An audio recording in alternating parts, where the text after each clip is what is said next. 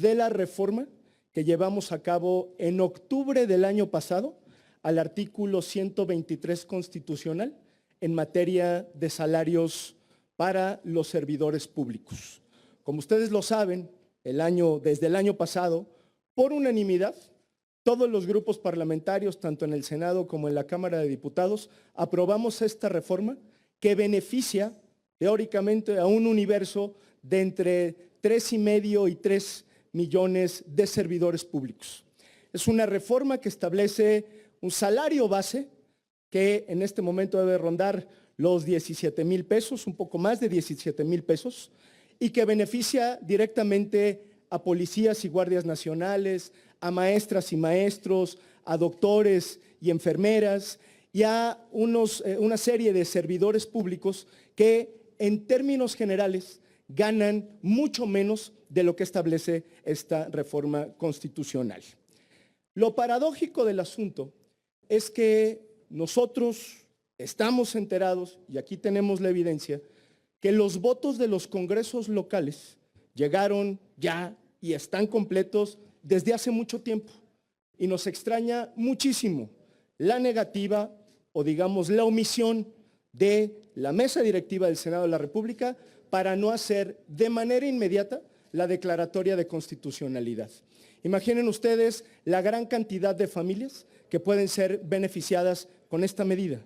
Además, hay que decirlo, fue una iniciativa que todos los grupos parlamentarios suscribimos, que todos apoyamos, que todos votamos y que es inadmisible que a estas alturas, teniendo cuando menos 21 votos ya de los congresos locales, que los podemos exhibir aquí ahorita, diputado. Sí, no, ahorita se los platicamos, pero aquí los traemos todos los votos de los congresos locales, no tengamos en este momento ya hecha la declaratoria de constitucionalidad. Está aquí el acuse de recibo que entregamos a la mesa directiva del Senado de la República, exigiendo que cuando antes se haga esta declaratoria de constitucionalidad. No sé si quieres, Pablo, mencionar cuáles son algunos aspectos de la reforma y los votos que tenemos aquí. Sí, así es, muchas gracias. Denunciamos desde hace 2 semanas en la Cámara de Diputados y solicitamos a la Presidencia de Diputados hacer un extrañamiento al Senado porque efectivamente detectamos que esta reforma que se aprobó desde octubre no había sido emitida su declaratoria de constitucionalidad aquí en el Senado de la República. Y lo que nos dijeron es que pues, se iba a revisar cómo iban los votos constitucionales, si ya habían llegado o no al Senado, y nosotros también hicimos esa tarea y detectamos que al menos 21 congresos de las entidades federativas aprobaron y ya remitieron directamente al presidente del Senado, Fernández Noroña, los votos aprobatorios de esta reforma constitucional, que como bien decía el senador, es una reforma que establece un salario base para servidores públicos y además establece que el salario mínimo para todas y todos los trabajadores de México nunca podrá ser inferior a la inflación.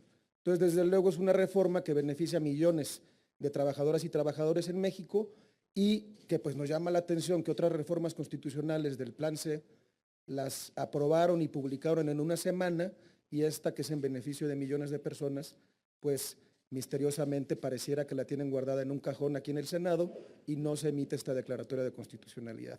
Por ello, pues hoy acudimos al Senado de la República a entregarle al presidente no solo esta petición, sino copia de todos estos votos constitucionales de congresos de toda la República y haremos lo propio también con el presidente de la Cámara de Diputados para que esté enterado y esperamos pues, que pronto se emita esta declaratoria de reforma constitucional aquí en el Senado.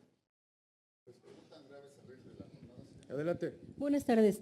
¿Tendrá que ver esta negativa que fue evidente porque cuando faltaba solo un congreso se paró el conteo en la página electrónica del Senado? Y después ya, aún con el voto, me parece que era Chihuahua, de todos modos ya no lo contabilizaron. ¿Tendrá que ver esto con el costo financiero que implica? Te lo digo porque hay otra reforma que se aprobó en la Cámara, la que lleva a nivel constitucional el programa Jóvenes Construyendo el Futuro, que aquí ya no se aprobó.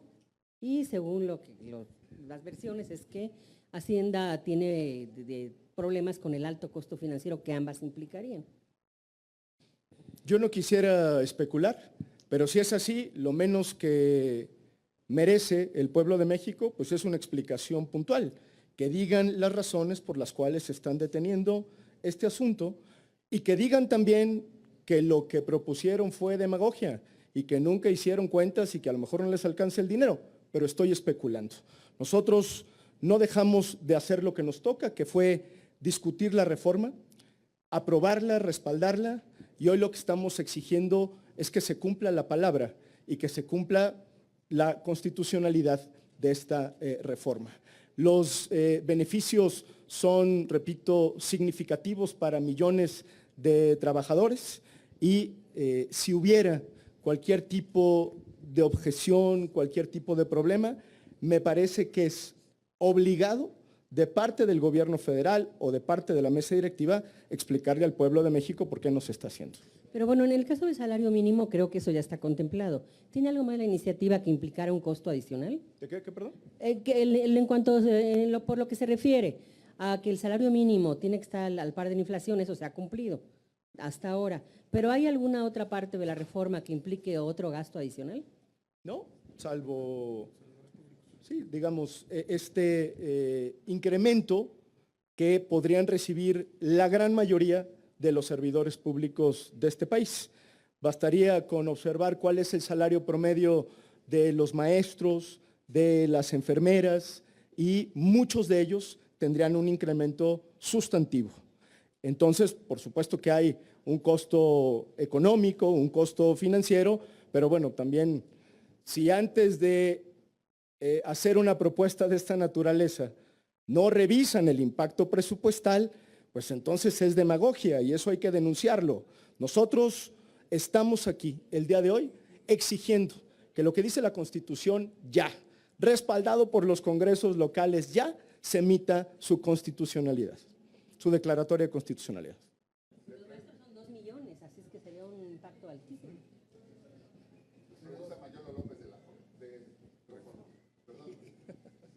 Gracias, Clemente. Para consultarte, ¿tú observas una rebeldía en algunos senadores de Morena frente a la presidenta Sheinbaum por este asunto del nepotismo? Sí, por un momento pensé que a lo mejor también esta reforma constitucional iba a tener un transitorio para que entrara en vigor hasta el 2030, porque ya ahora se puso de moda ese asunto. Pues claro que es evidente la tensión interna que tienen, claro que es evidente que le corrigieron la plana, por decirlo así, a la presidenta de la República, que el compromiso con el combate al nepotismo pues es mediocre, ¿no? No hay en realidad un compromiso con esta reforma y por supuesto que lo que hemos visto en las últimas horas son actos de rebeldía de senadores de Morena, pero también y evidentemente de sus partidos aliados. Tanto en el Senado como en la Cámara de Diputados, pues si ya hay diputados de Morena que dicen que van a reformar el transitorio y que lo van a regresar a su versión original, que es para entrada en vigor en el 2027. Entonces, pues naturalmente que sí hay rebelión en la granja. Sí, les voy a dar un dato rápido, nada más, digamos, para que entendamos el beneficio que puede tener esta reforma constitucional, hablo de la del artículo 123. El salario promedio mensual de un policía es de 8,000 pesos. El salario promedio mensual de las y los profesores de nivel básico es de 7,750 pesos. El salario promedio mensual en las Fuerzas Armadas es de 9,340 pesos.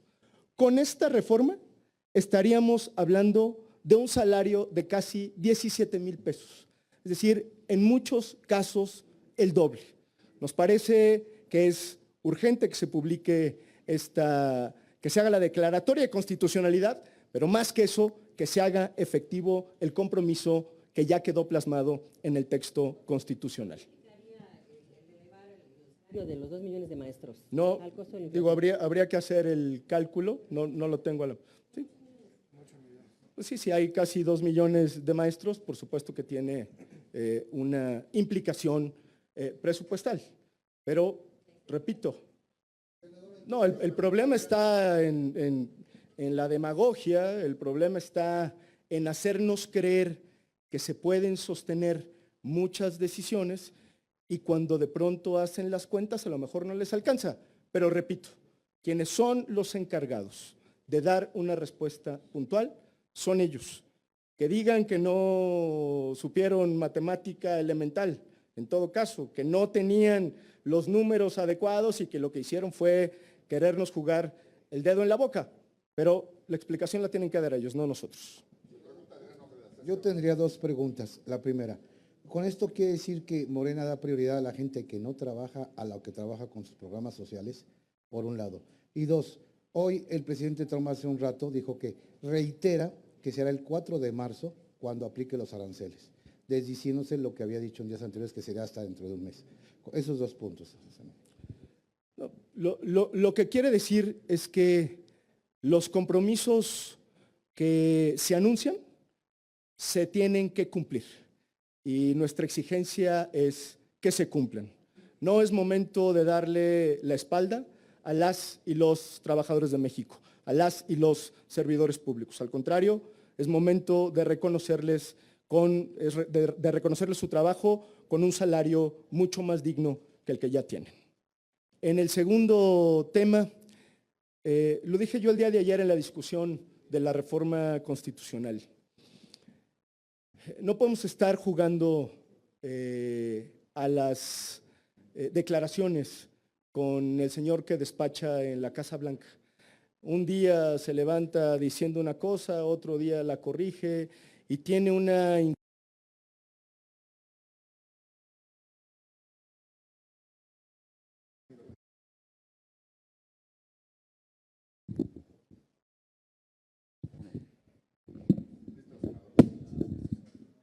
Mil gracias. No podemos estar nosotros esperando a que se levante de buenas el señor que despacha en la Casa Blanca. Un día dice una cosa, otro día dice otra, tiene prácticamente incontinencia, diarrea verbal y si nosotros estamos reaccionando a cada una de sus ocurrencias, nos vamos a equivocar. ¿Cómo sucede con la reforma constitucional? Perdón que sea autorreferencial, pero yo decía ayer, no hay texto constitucional que aguante para tener contento al señor. Nos acusa de ser un país productor de fentanilo y nosotros le obsequiamos una reforma constitucional justamente prohibiendo el fentanilo. Ahora el señor amenaza con intervenir en suelo mexicano y nosotros le respondemos con una reforma constitucional afianzando nuestra soberanía y nuestra independencia. Me parece que esa no es la manera de lidiar con el señor. Yo espero que los equipos del gobierno federal que ya están en Washington, que están en la negociación permanente, tengan éxito. Y si el señor Donald Trump insiste en poner aranceles a México, México lo que debería estar haciendo ya es preparándose para esta confrontación de carácter comercial. Pero no es posible que cada mes estemos esperanzados a que si el señor acepta o no acepta y nos tenga aquí con el alma en un hilo. Eso es inadmisible. El Estado mexicano, el gobierno federal tiene que fajarse, nos tenemos que hacer a la idea de con quién estamos lidiando y necesitamos empezar un plan emergente que fortalezca nuestro mercado interno, que fortalezca nuestra democracia, que les dé condiciones a las mexicanas y los mexicanos que viven en el exterior, que tengamos política no solo bilateral, que va a ser muy difícil con Estados Unidos, sino política multilateral. El mundo está cambiando vertiginosamente y México tiene que adaptarse a esta circunstancia.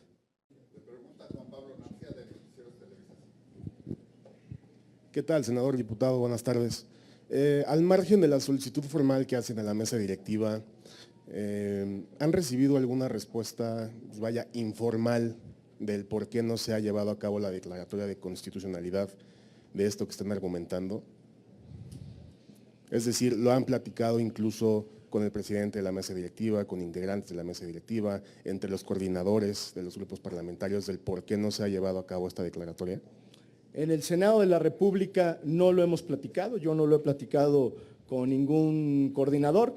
Hemos hecho oficialmente los extrañamientos por escrito en más de una ocasión y no hemos recibido ninguna respuesta. Pero quizá en la Cámara de Diputados haya noticias distintas. Sí, gracias. Efectivamente, cuando denunciamos este hecho en la Cámara de Diputados, el presidente Sergio Gutiérrez Luna comentó que si bien podía ser que la mayoría de los congresos o los congresos necesarios ya habían votado la reforma, quizá esos votos no habían llegado al Senado. Por eso es que nosotros nos dimos a la tarea de conseguir los acuses de recibo de estos congresos estatales que ya enviaron sus votos aquí al Senado de la República y que es lo que estamos el día de hoy entregando y presentando aquí con ustedes. Digo, ya sé que ya lo mencionaron, pero si lo puedan repetir, ¿a qué atribuyen a que no se ha llevado a cabo esta declaratoria?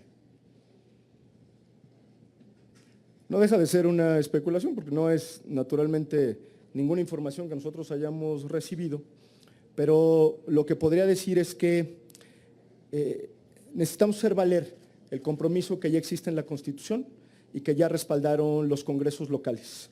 Si por alguna circunstancia hay un impedimento de carácter económico, tendrá que hacerse responsable el gobierno federal y explicar las razones presupuestales.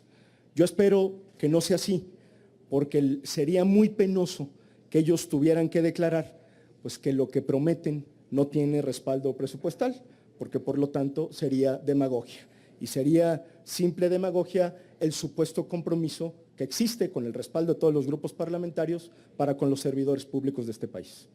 Gracias, coordinador. Gracias, diputado. Muchas gracias.